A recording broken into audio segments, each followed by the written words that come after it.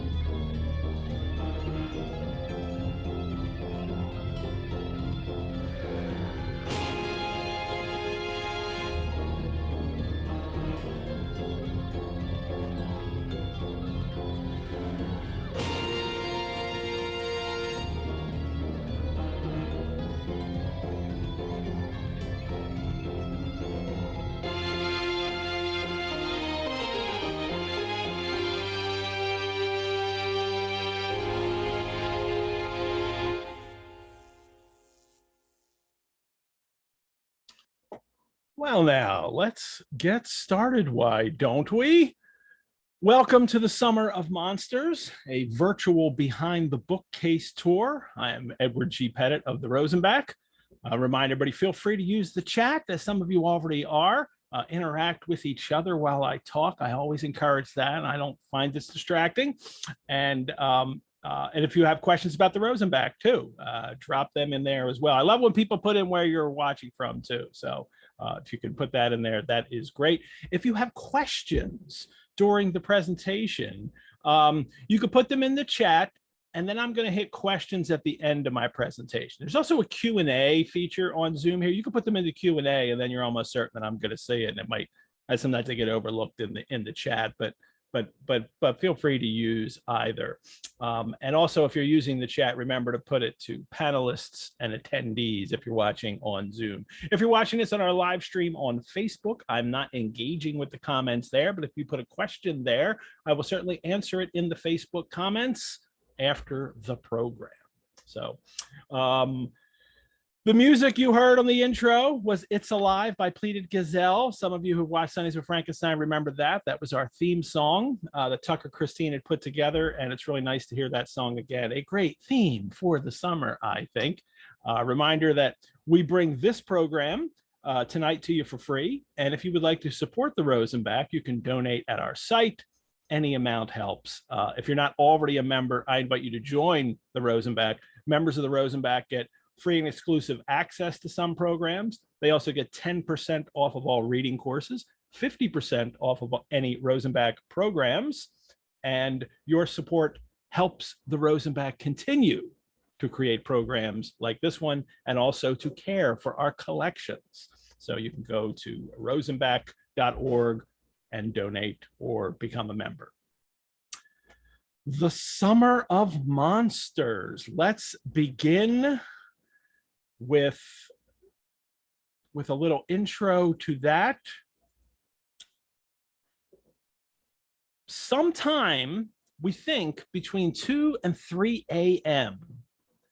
on the morning of June 16th, 1816, while Mary Godwin and Percy Shelley were visiting Byron at the Villa Diodati on Lake Geneva, Mary Godwin will be Shelley when she marries Percy, has a waking dream in the middle of the night. And she wrote about it. And this is what she wrote. When I placed my head on my pillow, I did not sleep, nor could I be said to think. My imagination, unbidden, possessed and guided me, gifting the successive images that arose in my mind with a vividness far beyond the usual bounds of reverie. I saw with shut eyes, but acute mental vision, I saw the pale student of unhallowed arts kneeling beside the thing he had put together. I saw the hideous phantasm of a man stretched out, and then, on the working of some powerful engine, show signs of life and stir with an uneasy, half-vital motion. This was the waking dream that she had during that summer in 1816 that inspired her to write Frankenstein. Let me share the title page of that and we'll get started. And for the rest of this presentation, I'll share images and we'll go along from there. Here's the title page of the novel. This should have been an idyllic time this summer on Lake Geneva, rowing on the lake, enjoying the sunshine. Instead, it's the coldest summer on record for these people. There were storms, there was thunder and lightning every day, and it was dark. It was so dark that Byron remarks that one day they were lighting the candles indoors at noon. This stormy summer that they experienced and these stormy relationships, which I'll tell you a little bit about, produced the first modern monster and the modern conception of the vampire. This was the second time that Mary had visited Europe. The summer before, in 1815, she had eloped there with Percy Shelley when she was 16 and Percy was 21.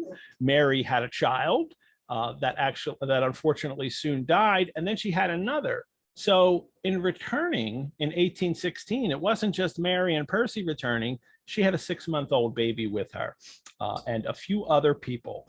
And they visited. Byron is staying at the Villa Diodati, and Mary and Percy have a little cottage on the shore close to there within walking distance. And let's go through the people who were visiting at the villa. Here's a picture of Mary Godwin, just to situate ourselves, just to take a look at everybody and see who they are. This is an idealized portrait of her after her death, but purported by people who knew her in life that it looked very much like her, and the painter tried to get her as she was young. This is a painting by Rothwell that has only recently come to light as being of that Mary Shelley is, that this is Mary Shelley and that she sat for this. It's not 100%. A lot of scholars seem to be leaning towards, yes, this is her, even though it looks, a bit different from the later Rothwell portrait that is certainly attested and was exhibited as Mary Shelley, and that's this one.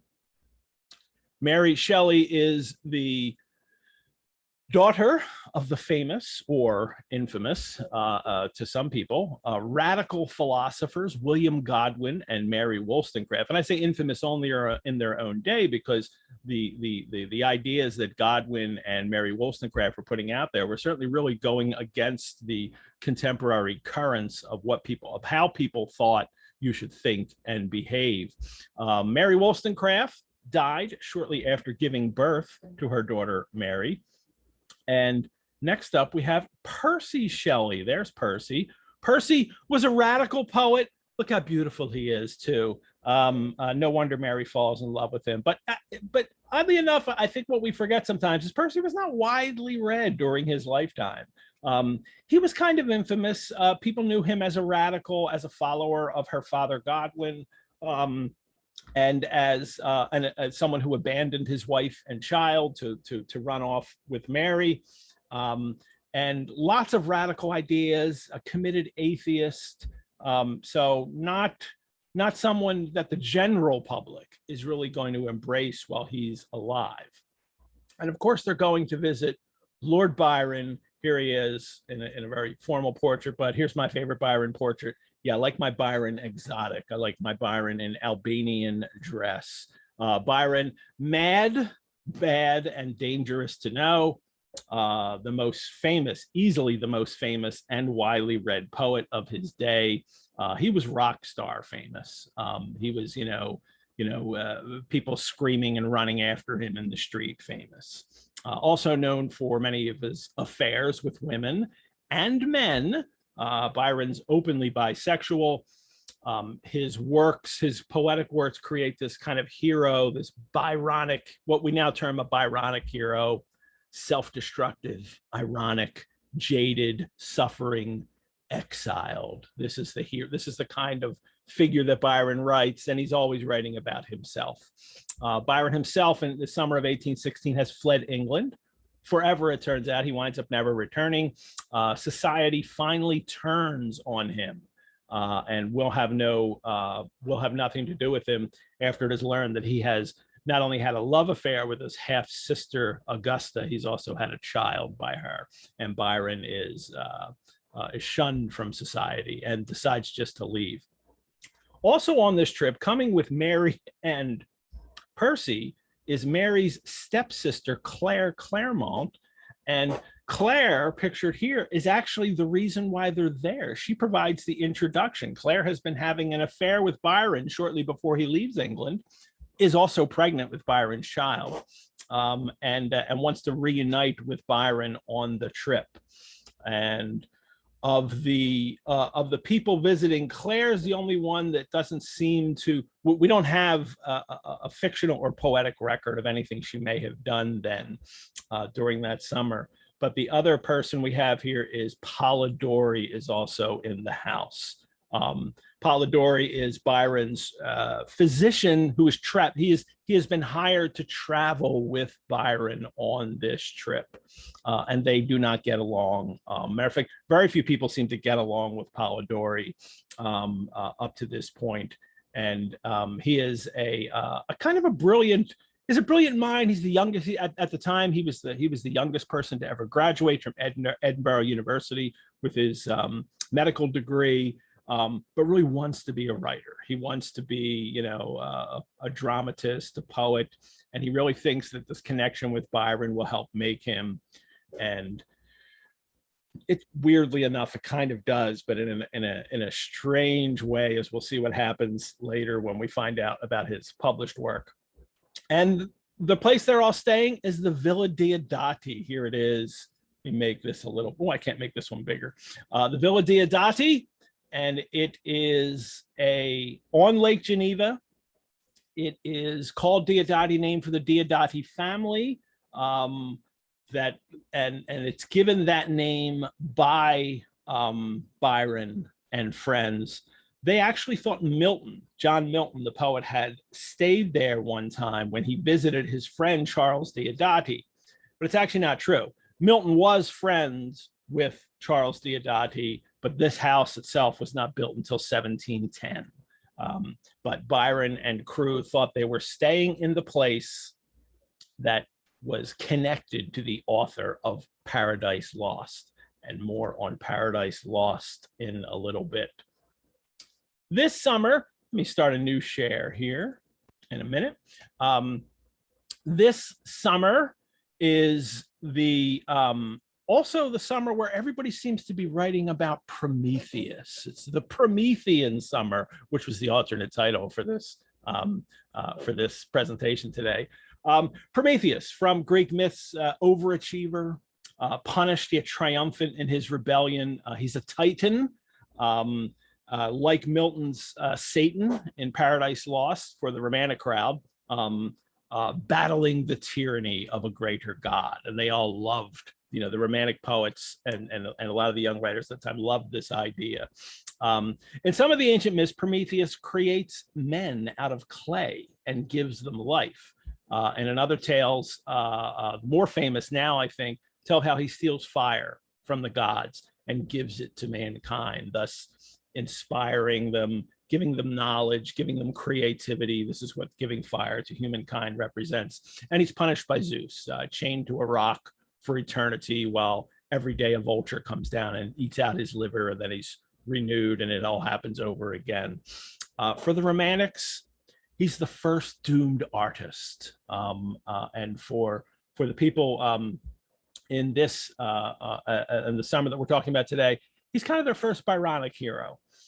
Percy will soon be writing a play called Prometheus Unbound in 1818, after Frankenstein is published. It's an answer to Aeschylus's lost play. Aeschylus had written a play called Prometheus Bound, Prometheus Unbound, and Prometheus the Firebringer, 3 plays. Only Prometheus Bound survives when Prometheus is captured and chained to the rock and punished. He also wrote a play where he gets freed and then where he brings fire to people, but we've lost those plays. So Percy thought, I'll write the play myself. And we do know that Mary and Percy are reading Aeschylus in Greek in 1817 while Mary is writing Frankenstein. It's interesting to note too that while for Percy and Byron, the Promethean spirit is heroic, when Mary Shelley updates those themes for her novel, the subtitle of the novel, The Modern Prometheus, I'm sure many of you agree that Victor Frankenstein as the modern Prometheus leaves much to be desired. Mary Shelley is far more critical of these ideas than her male friends are, who are also writing. But the big Prometheus manuscript from this time, well, unless you want to call Frankenstein the big Prometheus manuscript, because it is called The Modern Prometheus, is Byron's poem, Prometheus. And let's pull that up after, let's see, here it is. And we have the manuscript for this. This is the first page. We have this manuscript at the Rosenbach. Byron wrote this poem, Prometheus, in July 1816. Did that share? Am I sharing this? Yes. No, I'm not. Let me share that. Sorry. Boom, there it is. Byron wrote this poem in 1816. This is the draft manuscript copy. You can see it's corrected throughout. And Dr. Rosenbach purchased this in 1930 at the sale of Oliver R. Barrett, who had quite a collection, and it's remained in the Rosenbach's collection.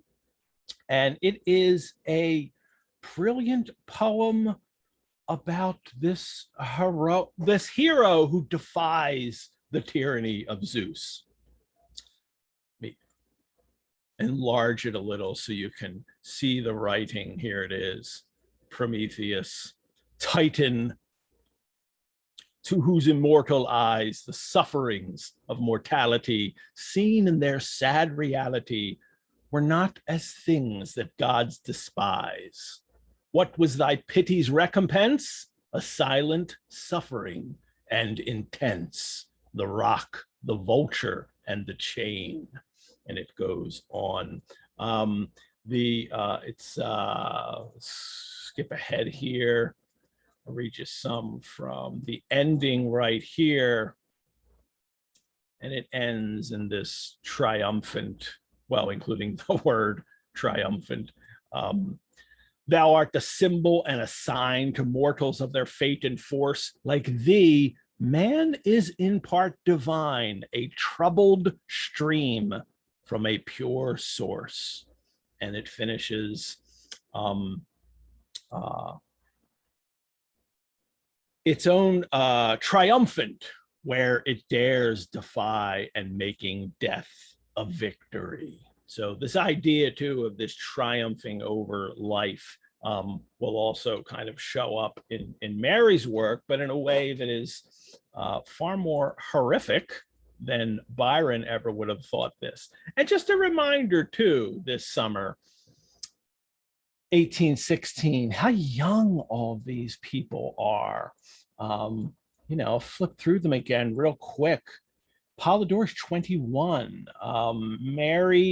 Claire's 18. Mary is 8. Byron's 28. He's the old man of the group at 28. And Percy is 23 and Mary is 18. This is a young crowd, 28, 23, 18, 18, 21. And Mary has a child with her, remember, too, a 6-month-old child, and Claire is pregnant. So they're all very young, and they're also reproducing at this time. One of the things that in the villa here, or during this summer, one of the reasons why the weather was so bad and why this was the year without a summer, is that in April 1815, a year before, Mount Tambora volcano erupted in Indonesia. It is the largest volcanic eruption in modern history. When it erupted, it blew the top third of the mountain off, became the world's largest crater. It was 6 times greater than Krakatoa and Vesuvius combined. That is the largest eruption that we have had. The eruption column was 27 miles high. It was the biggest death toll of any volcanic eruption that we know of. And it leads to this volcanic winter for a year, because the volcanic dust, all the carbon goes up there in the sky and it blocks the sun's rays. So by the next year, in the summer of 1816, it's a disastrous weather event that year. Crops fail, livestock dies, people were starving all through Europe. Mary and Percy go to Europe thinking they're visiting Waterloo, the Napoleonic Wars are over, Europe's on the rebound, they get to go and see it, things will be nicer, and it is not that summer. Even in New England, in America, there's snow in late December, killing off crops. It's the shortest growing season on record in the United States as well. Our young people are forced to stay inside in the beautiful villa, of course, on the stormy nights. Mary writes, but it proved a wet, ungenial summer, and incessant rain often confined us for days to the house. Some volumes of ghost stories translated from the German into French fell into our hands. We will each write a ghost story, said Lord Byron, and his proposition was acceded to. They're reading a book of ghost stories called Phantasmagoriana, which was originally in German, and it was translated into French. And as they're reading this stories, Byron proposes they all write their own. Well, Byron writes a short fragment that people have read since it still exists. It was published in one of his later works. His publisher put it in. Byron actually didn't want it published, but his publisher added it to one of his longer poems. It looks like it's going to be a vampire story. It's these 2 young men traveling in Europe, and that one of them is a vampire, makes a pact. He dies and tells him that you have to leave me out on this rock, and he makes this promise to him that he will do that. And it seems like he was going to turn this into a vampire tale, but he abandons it and doesn't finish it. Polidori, however, decides that he will write a story, and he kind of uses Byron's fragment as a starting off point. These 2 young men traveling around Europe, and one of them is, friends to the other, and there's a promise. But Polidori expands the story and he finishes it. And it's a short tale, but it's published on its own. And it is the first story to successfully fuse all the disparate elements of vampirism into a coherent literary tale. The vampire folklore we have already. Vampires are originally creatures that dig their way out of graves. They smell like of decay. They're really gross. They're a lot like our current versions of zombies. They feed on cattle too, animals, family members. Polidori makes the vampire this aristocratic, attractive figure who preys upon young, beautiful people. And we have a copy of this at the Rosenbach, so Prometheus, and here's the title page. The Vampire, a Tale. And note that somebody has written right here, you can see in pencil, Byron's. Well, Byron didn't write this story. Polidori wrote it. It's published, though, as Byron's story. And Polidori immediately catches winds of this and writes to the publisher and say, no, I wrote that. Byron catches wind of it, and he writes letters that are published that say, there's no way I would write trash like this. That's absolutely not mine. Poor Polidori is reduced to the guy that knows Byron, not the person who wrote the tale. But he did, and it gets republished, never with his name on it, never with Polidori's name on it, I think, in his lifetime. And it is even the copy that we have, here's the spine of it as it was bound by a collector later. It's even bound as Byron's Vampire. This is the final page of it here, of the story. And it's not only Polidori taking Byron's fragment and expanding it himself. The vampire in the story is named Lord Riven. Now it's pronounced Riven. It's spelled Ruthven, Ruthven. Oh, you can see it right there on the page. It's pronounced Riven. Lady Caroline Lamb was a mistress of Byron, and she wrote a novel, a roman à clef novel, which means it was just, she's taken people from life and given them different names and written about them. She wrote a novel called Glenarvan, and Byron is in Glenarvan, and everybody knows that the guy she's writing about in this novel, Glenarvan, is Byron. And his name in that book, Riven. So Polidori, in making his vampire Lord Riven, is letting everybody know that this is what he thinks of Byron. This is his revenge, so to speak, after he's dismissed by Byron and sent off on his way, is he writes a roman à clef story, just as Lamb did. Polidori's vampire preys upon people in society, drains them, then discards them. He is a nobleman who preys upon the weak and innocent to satisfy his vanity. At one point in the novel, he says, who could resist his power? Well, certainly the people in Byron's circle barely could resist his power. So the vampire in Polidori's story is Byron. The first vampire in English fiction is actually Byron. The tale comes to define the popular conceptions of the vampire, especially after it is staged. Stage vampire, because then there's a lot of stage vampires plays. Stage vampires are attractive, aristocratic. They prey upon mostly beautiful young women. And most vampires since then seem to follow that pattern. The genders changed sometime in the late 19th century and into the 20th, especially in film. But it is not until very recently in vampire stories that you find, and by recently, the second half of the 20th century, that you start to see, vampires who aren't of this kind of upper class preying upon people. So, in effect, all vampires, in a sense, are Byron. Mary, while Polidori is creating the first vampire story in English fiction, Mary, as she says, I busied myself to think of a story for this story competition they're all on, a story to rival those which had excited us to this task, one which would speak to the mysterious fears of our nature and awaken thrilling horror, one to make the reader dread to look around, to curdle the blood and quicken the beatings of the heart.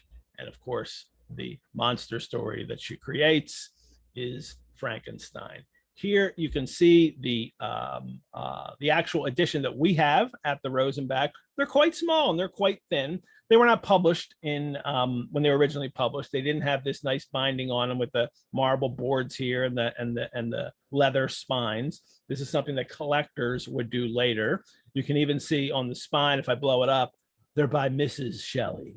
So, as she frequently is referred to throughout the 19th century, she's not referred to as Mary Shelley. She's usually referred to as Mrs. Shelley. And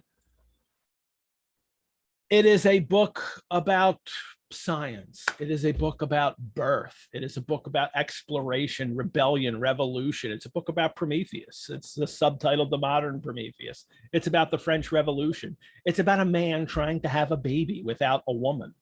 It is the first work of science fiction.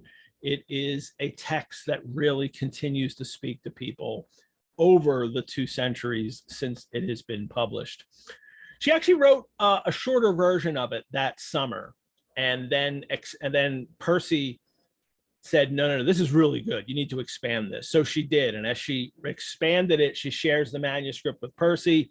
He makes some additions to it, helps her edit it, put it together. I think of the whole thing, this, a very small percentage, 5,000 words or so in the entire novel are actually in Percy's hand in the manuscript. So it's clearly her book, but he helps her shape it and put it together for finally publication. It's actually mostly written in Bath, in the city of Bath in England, made more famous by Jane Austen.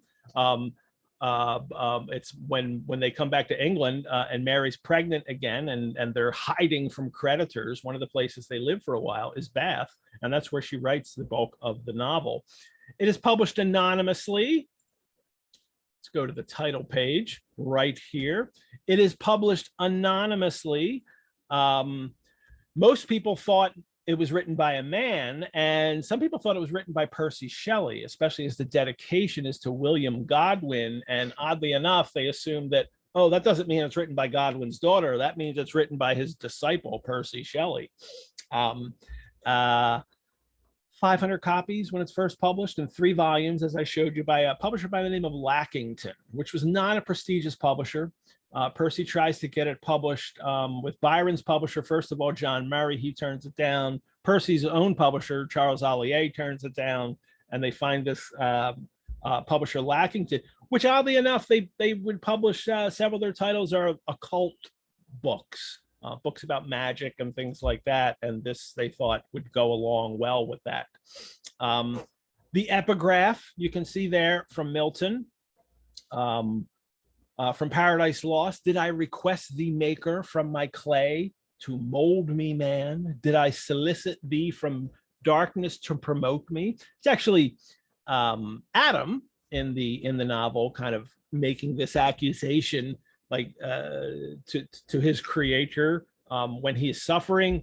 That's spun all through this. There's actually a lot of even lines quoted from Satan. The creature at one point finds a copy of Paradise Lost and reads it. So it's a key text for the Romantics in general, but also for this novel and for the characters in it and for what happens in this book. And of course, it's the modern Prometheus, as we already talked about. This is Mary's take on what's Prometheus like in our modern age. How would that play out? Well, not well. Here's a bit of the text block. The novel is, as you can see, it's these 3 very slim, volumes. It certainly didn't need to be published in. It certainly didn't need to be published in 3 volumes, but it was because they like that. They like triple-decker novels. The publishers liked them in 3 volumes, especially because they had good contracts with circulating libraries, which really wanted 3 volumes, so then they could serve 3 customers at the same time. Everybody's paying the same rate, and 3 people, one could each have each volume, and then they wind up exchanging them. But it winds up being not even a lot of text block on the page. This is the part when the creature first comes to life, and Victor Frankenstein flees from the thing he has created, which he then never names throughout the novel, as we all know. This went through, it was published actually in France in 1821, 3 years later, in a French translation. And then a second edition comes out in 1823 in 2 volumes, and they have Mary's name on it. Mary is not living in England then. She is still living in Italy, where her and Percy wind up living the rest of their life, the rest of Percy's life. And her father, William Godwin, sees it through the press and adds her name to it. It's written by Mary Wollstonecraft Shelley in the second edition. And then there's a third edition later that was published in 1 volume that was re-edited by Mary herself, and with an introduction added to it. Because of the stage adaptations of this book, it remained in the public eye. I said that it goes through, 2 other editions. I mean, these editions are all small. The first edition of Frankenstein is 500 copies, and they all don't sell out. So we're not talking massive readership here for these books. It's not like Walter Scott's novels who are being published at the time. It's selling tens of thousands of copies, and the same thing with Byron's poems. These are in the low hundreds that they're published and read, But because it's adapted for the stage, then it starts to hit the popular market, and people start to know it, and then more editions can be published because it is a popular title. And we also have at the Rosenbach a playbill that features this play, Jonathan in England, and also Presumption, or the Fate of Frankenstein. Let me make that a lot larger here. Presumption, or the Fate of Frankenstein. This is the first adaptation of the book. And no, I think it's interesting that the adaptation takes that theme of presuming to do something you shouldn't do, that kind of, you know, Frankenstein daring to create something that he should not have the power to create. That's winds up being the theme. Here's the, you know, actors here. Notice there's it's the part DeLacy, a banished gentleman, and these who play Frankenstein is played by Mr. Baker, and everyone here. And note, this is just a line of hyphens here. Mr. T.P. Cook, that is for the creature. The creature has no name, and they put that there for him. And this is actually the second go around of this play from this playbill, because it has an entirely new last scene, in which a schooner, representing a schooner in a violent storm, in which Frankenstein and the monster are destroyed. So no worry about spoilers here for this crowd going out to see this play. You can, you know, they're going to be destroyed here. Sometimes playbills in this day are very detailed, so what's happening in every scene before you even see it. But what's most fascinating about this playbill, we have Presumption, or the Fate of Frankenstein here, is, let me click over to this one here. At the bottom of this, we actually have, this is being performed, and then on Thursday, look at the bottom here, The Vampire, with By Particular Desire, Gretna Green, and Presumption, or the Fate of Frankenstein. So on Thursday, you could see The Vampire and Presumption, the Fate of Frankenstein on the same night. That is a double bill I wish I had seen, with T.P. Cook playing both the creature and the vampire.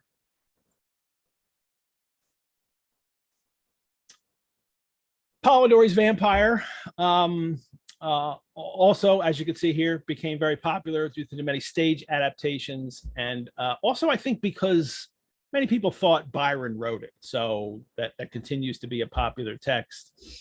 Just to conclude, and I'll take some questions, what began in the summer of 1816 as an attempt to relax and explore Europe for these young people became the birthplace of two of the most enduring monsters in contemporary culture, Frankenstein and the vampire. Let me stop the share here and see if we have any questions. Oh, good, you guys are a little busy in the chat. I like that.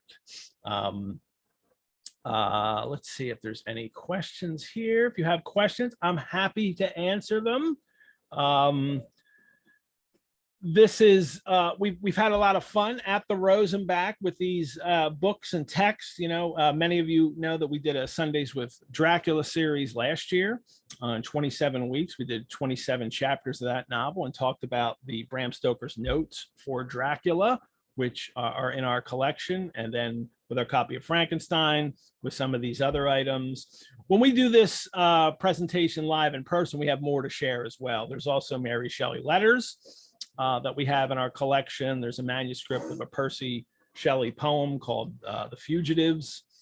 And so there's a lot of this wonderful material all related to this. We have Byron's marriage certificate when he married Annabella Milbank, the marriage signed and everything.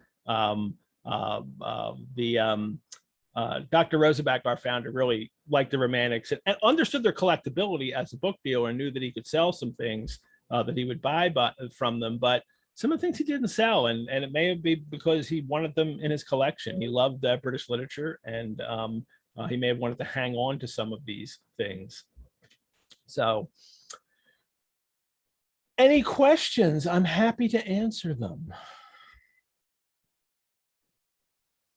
This program we're also recording it and we're posting it. So feel free to watch it again on Facebook. It'll also be on our web page. And if I don't have any questions, then I will wrap things up for today. I thank you all for coming. It's so nice to get to talk about monsters in the summer. I kind of miss it since Frankenstein ended.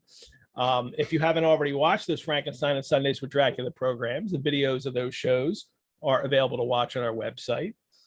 We have another Sundays program coming up in September. It'll be Sundays with Jane Eyre, and you can register for that on our website. We there was a question here from Bruce. He says he was talking to someone about Byron, and he said that Byron was a wild guy who had a crazy lifestyle. It is very true. I mean, Byron really, pushed the limits of what he could do in life, and broke pretty much all of the rules of propriety by which he was supposed to be living. I mean, he was a lord after all, and it's not like, people in his class were the most well-behaved people to begin with, but Byron really pushed it, and led a scandalous life up until he died. So, and it's always fun to read about that stuff and to attach those guys. And Byron's very much, and Percy too, less Mary. Byron and Percy are very much lead that kind of hedonistic rock star lifestyle. And Mary's in that group and seems to, obviously, because she's the one that has the children and has to worry about that and take care of the children, she winds up having to be a little more secure and a little more responsible in how she lives her life. We have a fabulous virtual Gothic literature course coming up this summer too, called Gothic Awakenings. It's taught by a couple of our co-hosts from the Sundays programs, the Ghoul Guides, Dr. Lauren Nixon and Mary Going from England. That starts in August and it's virtual. You can register on our website. And we have a whole bunch more Behind the Bookcase programs scheduled for this summer. There's 3 virtual ones and 2 in person. You can actually visit the Rosenbach for a program in which a small group of you, about 10 of you, will go up to the library and we bring the materials out and put them on the table and pass them around, and you can see them in person. You can find all of that info on our website, rosenbach.org. Thanks for your time tonight, everyone. I'll put up an ending card and we'll play out that music again. It's Alive by Pleated Gazelle. I hope to see you all at another program at the Rosenbach. Good night.